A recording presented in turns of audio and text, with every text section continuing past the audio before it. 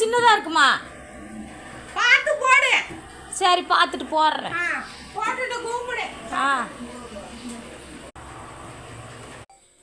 குருமாவுல கல்ல போட சொன்னாங்களே, இந்த கல்ல போட சொல்லியிருப்பாங்களா இல்ல இந்த கல்ல போட சொல்லியிருப்பாங்களா? நேரா போய் கேட்டுருவா. நம்மளுக்கு எதுக்கு சந்தேகம், கல்ல போடுன்னாங்க, போய் கேட்டுருவோம். ஏமா குருமாவுல கல்ல போட சொன்னீங்களே, இந்த கல்ல போட சொன்னீங்களா இந்த கல்ல